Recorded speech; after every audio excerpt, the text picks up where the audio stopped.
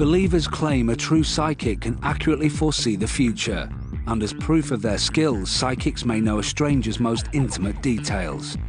Well, Paul Wilson also has that ability, and he's not psychic at all, he's just a cynical hustler.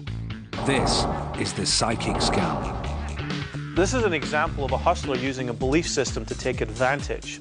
The idea is to string the mark along, promising them anything that they want, and the bigger the promises, the more they're willing to pay. There's no specific category for, the people who fall victim to this sort of scam. It's people who are looking for answers, people who are vulnerable. It can be absolutely anybody.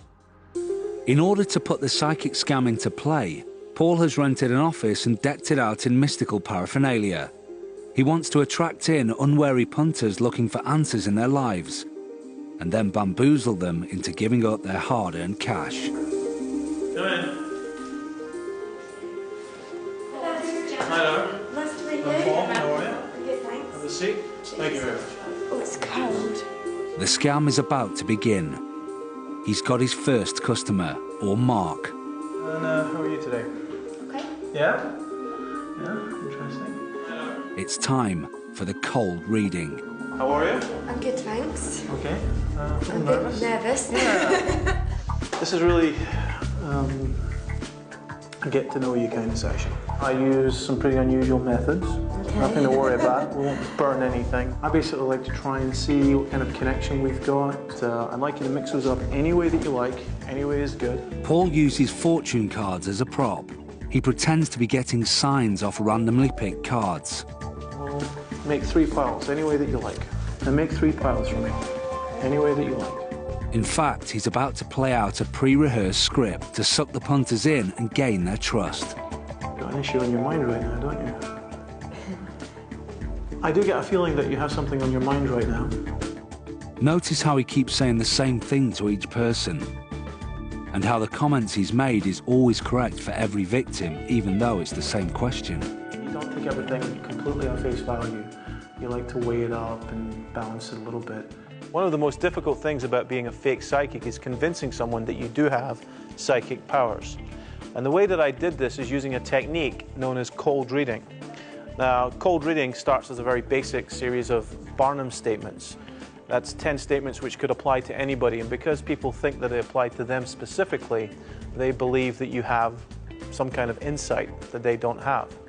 And basically, by using their reactions and having a good knowledge of people themselves, you can unfold somebody's personality, and as you're doing that, find out what they want and hope for, and give them that in the future. Now, having gained a degree of trust, Paul starts to wheedle some specific information out of each mark. This is going to come into play later on in the scam. Velma. Velma. Yeah. One used to push me down the stairs.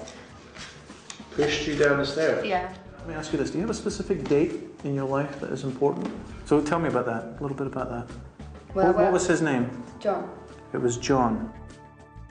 Do me a favour, on the wall here is a chart. You see all the different little pictures, the collage? Yeah. The first stage is complete. It's time for Paul to perform his big convincer. We call it the miracle. First, he distracts the marks by asking them to look at the chart on the wall.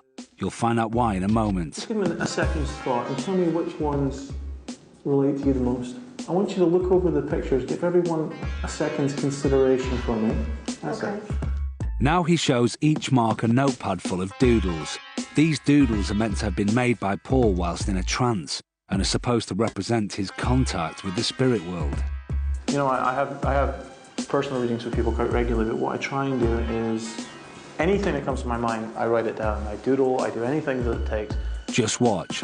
Paul is now about to reveal his miracle. I try very, very hard to take in any thought that comes to me and note it down. And so, for example, August the 8th, I mean, that could be you. Yeah. Couldn't it? Yeah. This really could be you, couldn't it? Jill, is that your mum's name? Yeah. Yeah. And it's being pushed down the stairs. Being pushed down the stairs. That's very, very good. This might actually be you. Paul's hit the nail on the head with details he couldn't possibly have known about. That book was sitting on the shelf before the mark even entered the room. How could that personal information have passed into Paul's mystic notebook? Was it a miracle? Is Paul in contact with the other side? I have never had a hit like that. Actually, yes. Paul is in contact with Alex, who's on the other side of a false wall. He's been playing a crucial role in the scam. Whilst the marks were revealing information to Paul 15 minutes earlier, Alex was secretly listening and making the miraculous doodles appear using a very mundane biro. Once he'd heard enough to make the necessary doodles, Alex waits for Paul to distract the mark's attention.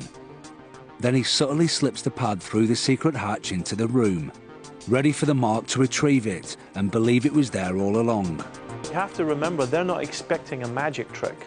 They're not expecting something like this. They're certainly not expecting, someone to be behind the wall. So this literally comes out of left field to these people. And when they see their life, their personal facts on a piece of paper that I apparently wrote or drew before they arrived, they really don't know how to react. But a connection like that, I don't want to ignore. No. At all. I don't think it's worth me ignoring it either, to be honest. I'm really excited by a connection like that. Yeah. I'm gonna be thinking about that all day. You can imagine what it's like for me. You can't even put so many names in one reading anyway. That's just Unbelievable, isn't it? All of which leaves the marks more than happy to hand over their cash to Paul, to make sure they get the benefit of his amazing powers. Listen, shall we do this? yes. This is what I'm offering people. If you're interested and you feel that we've made a connection here today, and I think we have, to be honest, since you first came in, I think that we've had a pretty interesting connection. Would you want to take that further? He truly has got some amazing powers. The power to fleece the poor punters being the chief amongst them. My mind is racing right now, isn't it? Yeah. Yeah. My mind is racing. I'm very keen to get you on board, I'll be honest, because anybody I can connect to like that helps my cause. Because there's so many people that just think this stuff is garbage. I was sitting there and I was thinking, okay, yep, that's true. And I was still in half a mind until he brought out the notepad. That was intriguing that he had those down. I hadn't even spoke to him then, so that was fantastic. It made me feel scared, and I was trying to think of where the trick was. And I think that's why, because I was scared of it. I was thinking, where's the trick in it?